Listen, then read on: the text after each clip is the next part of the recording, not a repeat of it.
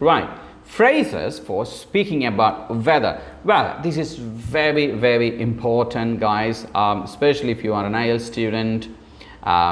Most of the time, the examiners will ask you, what is the weather like in your hometown? All right. So, and also, if you're going to an English country, definitely, these are the kind of usages people might say and ask you.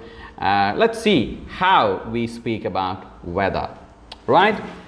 Well, if you have a really bright, wonderful climate and you love to enjoy, you need to go out, how do you say that? It's nice and warm today. It's really bright. It's really sunny, okay? It's absolutely boiling. What do you mean by that? It means really sweltering, extremely hot. Sometimes in India we experience that, especially in the summer season like March and April, May, we have this climate boiling, which means it's really sweltering, scorching, which means what? Really hot, extremely hot. And if it's really hot, we have a lot of other ways to express that. We are having a real heat wave. That's also another way if it's really hot. It's real heat wave. We're having a real heat wave. The sun's really strong today. That means it's really, really hot. We experience a really warm temperature. We're having a real heat wave. The sun's really strong today, okay? And the other way, it's hot and humid. It's hot and humid. And if you're going to Canada, you might say what? It's a little chilly in UK. We know that sometimes it's 1, 2 degree, 3 degree. Very rarely, hardly it goes minus. So it's a little chilly climate today. It's freezing, which means you are really cold. It's really freezing, yeah. Which means it's 4 degree, 5 degree. Yeah, you tend to shiver and you might say what? You can say it's freezing, right? And if the temperature is coming down, coming lower, then you would say the temperature is dropping, coming down. And if you're expecting a very good winter, which means the winter is coming up, it's nearing, approaching, November and December, what you would say? We are expecting some winter weather. Of course, in India, it's December. We're going to have very good winter. Yeah, God wills. We're expecting some winter weather this month. It's very sunny and bright. It's really bright and sunny. It's really a clear day. So we have a clear sky today. So we can say it's very sunny and bright. Sunny means very shining, clear weather. Okay, right. So these are very useful. Learn it, use it. Lesson 7, phrases for speaking about rain. So in the previous lesson, I taught you about how to speak about weather, and this lesson, it's really important how to speak about weather.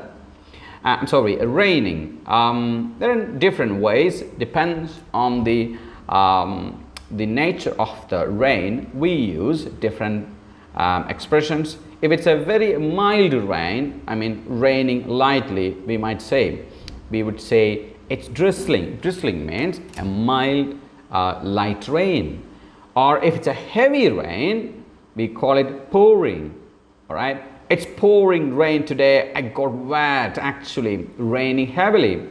Or if it's a heavy rain, in the sense it's a heavy downpour, it's raining cats and dogs. It's an idiom in English. Raining cats and dogs means it's a heavy, dangerous downpour. Okay, so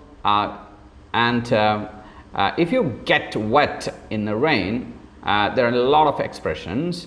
I got caught in a downpour, which means you got, this is something I've given you some picture here, right? I got wet in a downpour, which means you are completely soaked in a heavy rain. And if you're completely soaked and drenched, which means you're completely wet. So we can say I got wet to the skin, or I got soaked to the skin, which means you're completely drenched, completely wet. Okay, I got soaked to the skin. And if the rain is coming down, it's getting down, decreased. then you can say, I think the rain is letting up, which means getting lighter and stopping. The rain is coming down. So I think the rain is letting up. So these are the very useful and popular expressions of speaking about rain. Now let's learn about few phrases. Learn some phrases about being tired.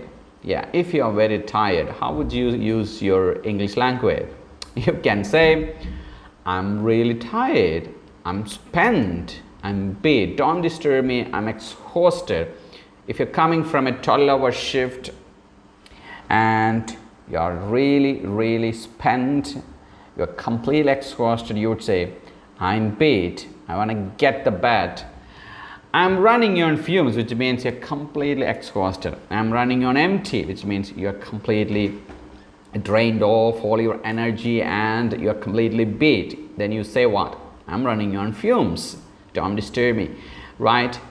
And if you're studying for hours and you're very tired and you would say what? I can hardly keep my eyes open. Yeah, I'm just sleeping, very sleepy. I can't hardly keep my eyes open. I can hardly keep my eyes open. And if you're completely exhausted, you want to go to the bed, I'm off to bed, right? I'm off to bed. I'm gonna hit the sack. This is really interesting. It's a very popular expression in English.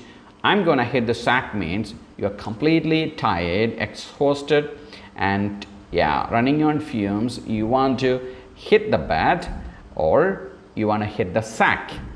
Hit the sack means you're simply literally tired and you want to go to bed. That means hit the sack. So I'm gonna hit the sack. That's a very popular expression in English. It's bedtime for me. Bye bye, good night, see you tomorrow. Yes. So now let's move on to lesson 9. Lesson 9, being late. Don't ever be late when you go there, okay? I don't like students coming to my class late, okay? Yes. Sorry, I'm late. So when you're late, say it politely. Sorry, I'm late. And maybe you could say, oh, I'm sorry, I'm late. I overslept. I missed my bus. Okay? Give the reasons. My alarm didn't go, which means your alarm didn't work very well and that cheated you and you slept nicely. So my alarm didn't go off. I had to wait ages for a bus. Yeah, that means you spent a lot of time on the bus stop and you didn't get the bus. You would say what? I had to wait ages for a bus, or I missed my bus. The bus was late. These are the typical reasons you can say when you are late. Or if you what happened, and if you are really were held up in the traffic, and you could say the traffic was terrible. The traffic was terrible. I couldn't find a parking spot. Yeah, so you came exactly on time, but what happened actually, you couldn't get a parking spot and you were running here and there for finding a parking space and you missed a lot of time. So you can say what? I couldn't find a parking spot, right? Yeah, I got lost coming here. If you on the way, you missed the route, you missed the spot and you got lost in between and you wasted a lot of time. So you can say what? I got lost coming here. Actually, I lost my way. I got lost coming here. I wasn't sure about the road here and I got lost coming here, right? Otherwise, if you're really busy, tied up with some other appointment and you got lost your timing and you lost your timing, a tracking of your time. So in that sense, you can say, wow, I was tied up in a meeting. I was tied up in a meeting. Okay, I was tied up in a meeting. I was really occupied. Okay, I was pretty impossible. It was really impossible to escape from that meeting. I was tied up and I was pretty occupied with some other appointment and I was tied up in a meeting. So I really I'm sorry about it. I wasted a lot of time. I was really tied up in a meeting. It was impossible to escape and I'm sorry about it. That's the reason I'm late now. Okay. Otherwise, if you simply lost your timing, and you're planning, maybe you can say what? I just lost track of time, which means I didn't notice what time it was. So because of your ignorance, you waste a lot of time and you became very late. So I just lost track of time. So that's how we explain when you are late. Okay, good.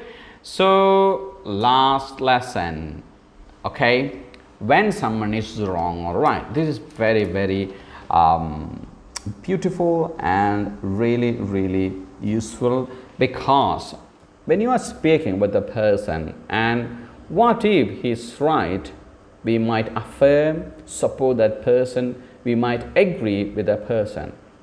But what if he's wrong?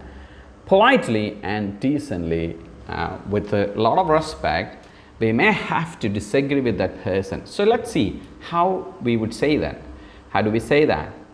Well, let's see that. I'm afraid that's not quite right, which means if your friend or a person you are talking to is quite wrong, and if you are really sure about that, so you can express your dissatisfaction or disagreement.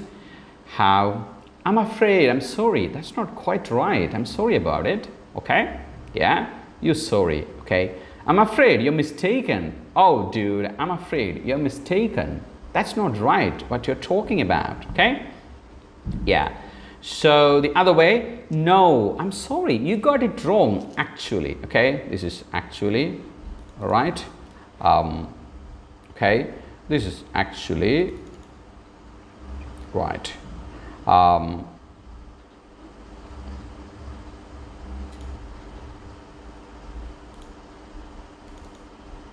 Okay, right.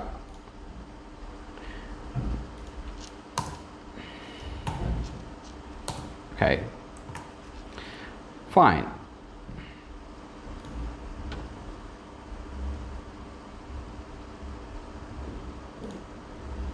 Right, good. So no, you got it wrong actually, right? So and if everything what your friend is saying is wrong, and you might have to disagree completely, so you can say, no, that's all wrong, sorry about that. Okay, I'm sorry about that, that's all wrong. Okay, I beg to differ. So that's how we have to disagree with the person very politely and respectfully. Now let's see, how do we agree on a person, agree with a person? That's right, yeah, that's right. So which means someone is telling something and you want to agree with that, and you can say, well, that's right, absolutely, I agree with that point. Yeah, that's spot on, which means you really agree on that. That means the person, what that person said is right, absolutely. And you can also say in a different way, you hit the nail on the head, which means you hit the nail on its head. Okay, you have hit the nail on the head, which means you spoke correctly. Okay, you have expressed the right thing. And if you want to agree, I suppose so, yeah. Okay, I suppose so, which means you are you know, you're tending to support that, not absolutely, but you're tending, you support, you're tending to agree with that friends or the point of view what the friend has proposed. And I'm afraid you are right, which means if someone has said something, and what you really going to say is that it is absolutely right, and but if you want to say it in a polite way, otherwise that person might be afraid of the truth. Okay, so you can say what? I'm afraid you are right, right? Yeah, I'm afraid you're right. If your friend is asking, when is the deadline of the submission of the assignment, is it tomorrow? Then if you want to say, I'm afraid it's right tomorrow. Okay, I'm afraid you are right. So absolutely, you're right, I appreciate that. Okay, so if someone is telling something and if you want to agree completely, so how would you say it? Absolutely, mate, you're right, I appreciate it. Right, so I think by that we come to the end of this lesson video tutorial. This is series 3, and wait for other lesson. There are a lot of lessons coming up, and lessons of idioms and lessons for IELTS speaking and writing, letters, task 1, graph. A lot of lessons are coming up. Okay, you can also reach me in my WhatsApp. The numbers are there, and you can reach me on my Facebook. Download our app for whole free spoken English lessons, and you can also reach me on my website. So until then, bye bye, God bless you.